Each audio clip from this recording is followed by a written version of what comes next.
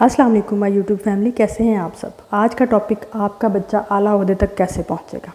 بچے بڑے ہوں یا چھوٹے، لڑکا ہو یا لڑکی، اللہ تعالیٰ نے ہر انسان کو مختلف خوبیوں اور خامیوں کا مرکب بنایا ہے۔ کچھ بچے قدرتی طور پہ اعلیٰ ذہانت کے مالک ہوتے ہیں، ایکسٹرا آرڈنری صلاحیتوں کے مالک ہوتے ہیں، کچھ بچے نسبتاً ان سے کم ہوتے ہیں۔ لیکن ہمارے ہاں ایک ٹرینڈ بن گیا ہوا ہے کہ ہم نے لائق فائق بچوں کو ہر وقت موٹیویشنل سپیچ دیے جانی، کیونکہ ججمنٹل تو ہم نیچرلی ہیں، ہماری قوم ہی ججمنٹل ہے۔ ہم نے اگلے کو جج کیے ہی چلے جانا ہے کہ کون لائق ہے، کون نکما، کون نکارا، اور جو تھوڑے سے کم گریڈ لے گا اس کے بارے میں یہ کہے جانا کہ یہ تو بس نکما ہی ہے، اس نے کیا محنت کرنی، اس کو تو عادت ہی نہیں ہے، اس نے لے ہی نہیں پانے نمبر۔ مطلب وہ اسی ٹائم دل چھوڑ بیٹھے گا، اس کے اندر محنت کا جذبہ ہی کم ہو جائے گا، اور جو لائق فائق ہوگا اس کے بارے میں ہم 100% کانفیڈنس شو کریں گے۔ اس نے تو لے ہی لینے نمبر، اس نے میرٹ میں چلے جانا ہے، اس نے اینٹی ٹیسٹ میں اپیئر ہو جانا، کامیاب ہو جانا۔ مطلب ہم اپنے الفاظ کا چناؤ کرتے وقت بالکل فوکس ہی نہیں کرتے کہ یہ ہمارے چند الفاظ کسی کو موٹیویٹ اور کسی کو ڈی موٹیویٹ کرنے کا بھی باعث بنتے ہیں۔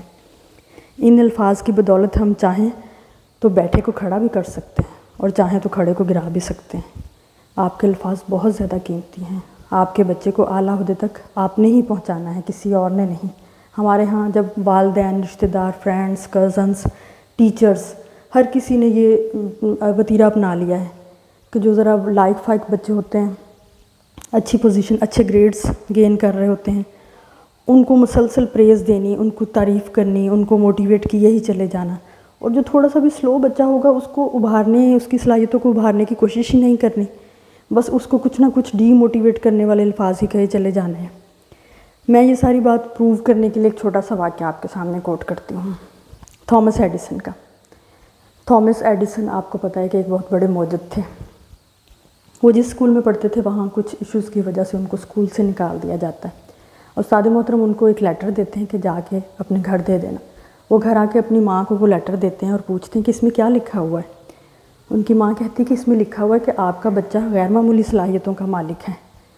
ہمارے اسکول میں کوئی بھی اس کیلیبر کا استاد نہیں ہے جو آپ کے بچے کی بہتر طور پہ تربیت کر سکے اور اس کو پڑھا سکے۔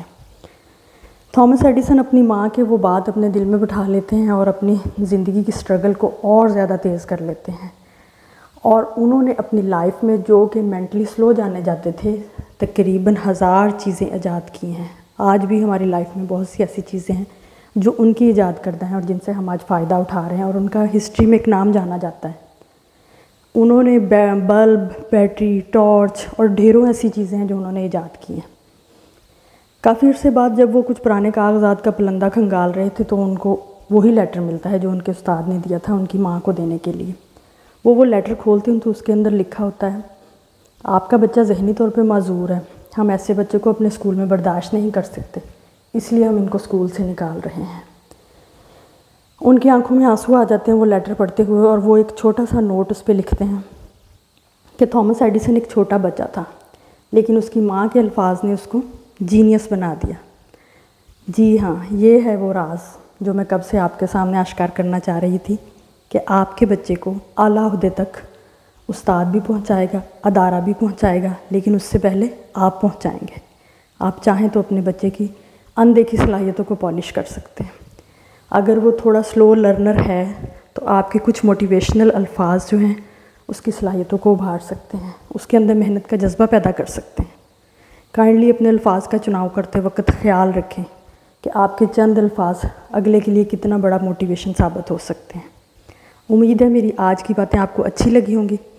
چینل کو لائک اور سبسکرائب کیجیے گا، ویڈیو کو شیئر کیجیے گا، اپنا بہت زیادہ خیال رکھیے گا۔ اللہ حافظ۔